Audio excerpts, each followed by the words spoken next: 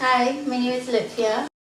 So we're going to talk about fashionable pollution because it's something that I've noticed like after 3 years of school, and my area of interest was fashion design. The way we dress is a form of non-verbal communication. So the way we fashion ourselves reveals a lot of information on our individual identities. Whether you try to or not, you're always making a statement about who you are. From the very basic information such as sex, age, race, occupation, class, and status distinctions, sexual preferences, religious affiliations, and subtle suggestions such as musical interests, artistic inclinations, personal doctrines, or philosophies. We wear them quite literally and figuratively on our sleeves. Understanding of fashions from an artistic self-expression makes it a means of communication. It's symbolic as well as semiotic. Anyone who observes and understands these symbols can interpret its meanings. It's a sort of modern, living, breathing anthropology of human beings. And much like any study of anthropology can reveal important information about a civilization past or present, we can understand a little bit more about who we are by observing our fashions. So the truth was hard to come to terms with, but I realized the true price of this seemingly pure form of self-expression in the dawn of the industrial age. I began to understand how fashion label, much like other corporations, work, exploiting any resource to its imminent demise for profit regardless of its impacts on their individuals, communities, or environments. Realizing clothes were as cheap as words was a major blow to me. Water pollution is a major global problem which requires ongoing evaluation and a revision of water resource policies. It has been suggested that it is the leading worldwide cause of death and disease, and it accounts for the death of more than 14,000 people daily. An estimated 700 million Indians have no access to a proper toilet, and 1,000 Indian children die of diarrheal sickness every day. Some 90% of China's cities suffer from some degree of water pollution. Nearly 500 million people do not have access to safe drinking water. The World Bank estimates that 17 to 20% of industrial water pollution comes from textile dyeing and treatment. There have also identified 72 toxic chemicals in our water solely from textile dyeing, 30 of which can never be removed. Recent Greenpeace investigation also tested clothing samples for the presence of toxic chemicals and exposed an industry-wide problem. Lab tests revealed that clothing from 14 out of 15 global brands, which have been purchased in 17 different countries, all contain the chemical non-phenol ethoxylates. NPEs, as they are known, break down in water into toxic, persistent, and hormone-disrupting nonylphenols, which means they contaminate the fish, the wildlife, and the people, often having the greatest impacts on rivers near the factories where the clothing is produced. So not only are these chemicals environmentally persistent, which means that they cannot be removed and they stay in our immediate environment in the water, it also contains endocrine disrupting chemicals. What endocrine disrupting chemicals does, it screws up your hormones, and your hormones control everything in your body, from your mood swings to your food craving to your fight or flight response, almost anything, like your immune system. What they found in these areas where NPEs were found, they found a feminization of the fish species. So they found fish to stop displaying male characteristics and start displaying more female characteristics. If it's happening to the fish and it's happening to the wildlife, you can imagine over long periods of time what it might be doing to us. We live in a society where we throw everything away. We buy, we consume, and we throw away. This lifestyle is obviously not very sustainable and not very good for us. Developing nations like India and China suffer the brunt of our insane addiction to throwaway lifestyle. More and more people are realizing that China and India's pollution predicaments requires participation from all parties to improve from the ground up. Consumers have to make better informed choices of their purchases. With internet shopping, you can literally buy anything in the world. Keep in mind that you are a message to the world about who you are. Are you someone who self-educates and make conscious decisions, or just mindlessly follows trends?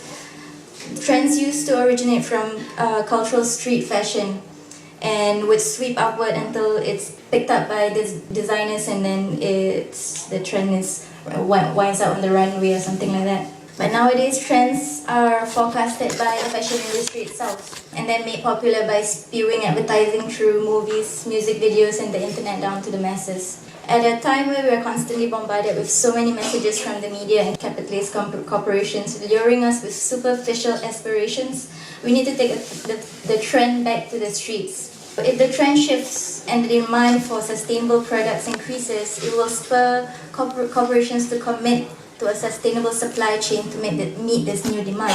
Further, responsible labels and buyers should not take steps to create business incentives for suppliers to go beyond compliance and improve their resource efficiency, reducing water, energy, and toxic chemical use. Multinational buyers should not take advantage of the regulatory loopholes, buy cheap or unsustainable products from factories. And then these corporations will have to adapt to the market to survive. If the trend shifts, they have to adapt. Otherwise, they'll be out of fashion. This was a movement in the 1940s after the Second World War. There was a lack of resources. All the resources were going to the war effort. People back home, they released a lot of propaganda posters like this, urging people to make do and mend. And grow your own food, can your own food.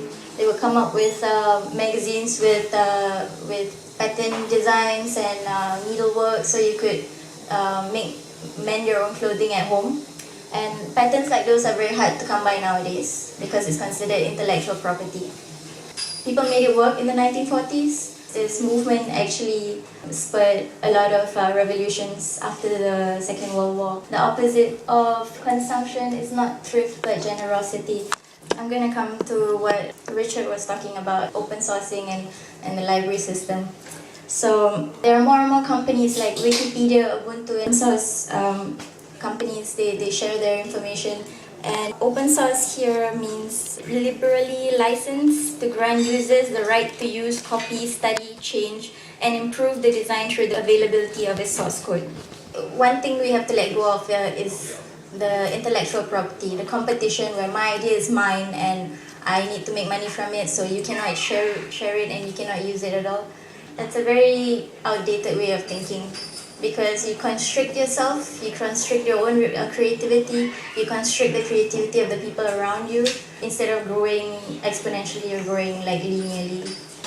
Imagine the amount of creativity that's been wasted on this thinking that my idea is my own and no one can share it and no one can like improve on it or build on it. It's anti-growth, I guess, you know. So what we're calling for the Zeitgeist Movement is for the creative class to rise. The creative class consists of people in advertising, architecture, arts and antique markets, crafts, design, communications, fashion, film, video and photography, software, music, publishing. We need people in these fields to step away from this intellectual property like mind frame. You know, once we have a resource, a base where these artists can come together and basically anyone can create anything with anyone they want, you know.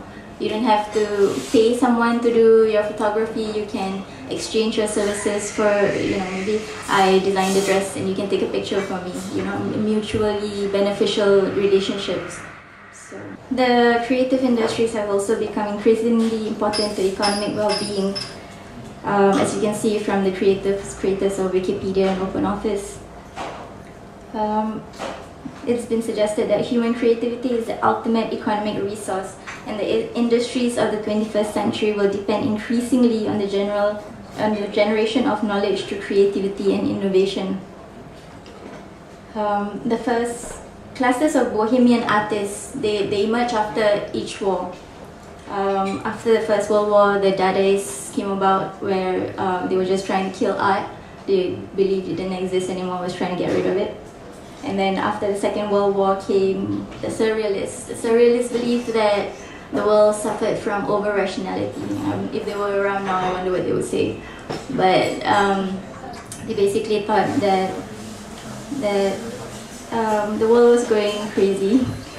So right now there's a war going on, and I've been aware of the war going on for a number of years, and I'm wondering, where is the revolution, you know? Where is the ism, where is the movement? And like, I guess it took a while for me to reach it, but it's here.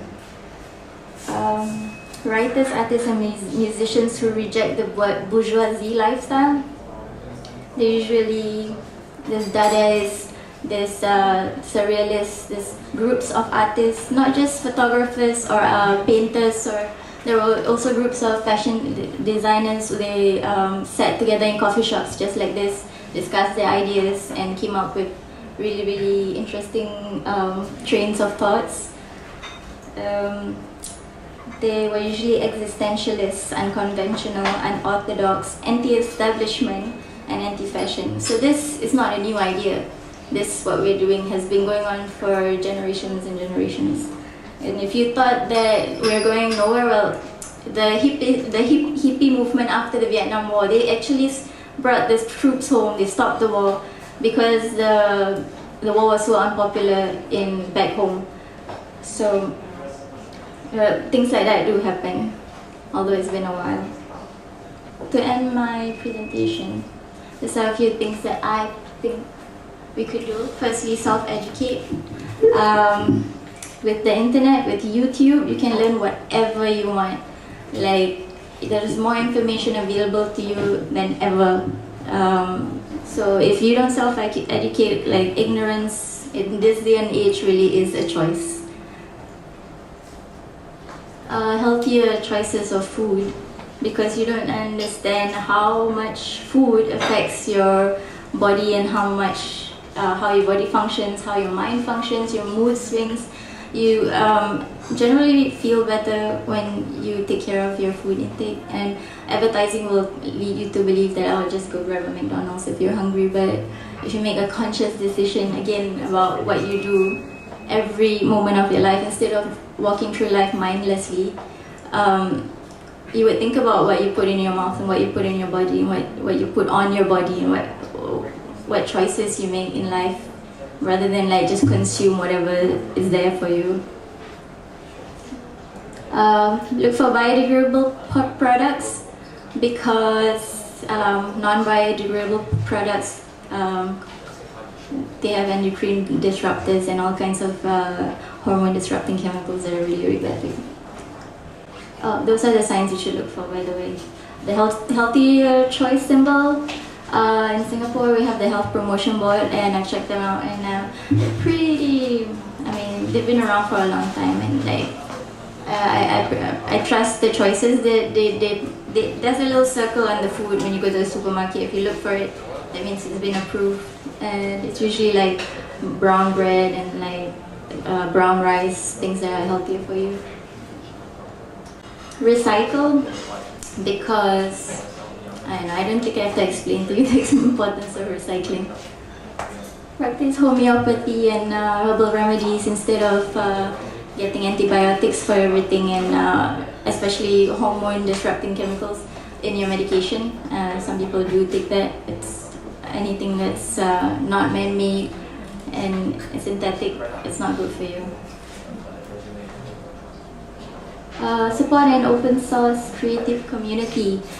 Be open to collaborating with people. Be open to sharing your ideas with people. Be open to just spending time with people just cause, you know, not trying to get something out of them, like, oh, this person is, I can get a lot of contracts from him, or, you know, it's just talk to people, like get to know people, find out their interests, tell them yours, you know, the Surrealists and the Dadaists, they were friends. They sat down and talked about things they cared about, like life, like the way the world was going, and they came up with like really brilliant ideas because it was natural.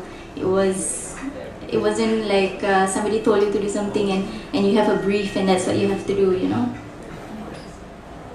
Okay, and things you should avoid: fluoride toothpaste.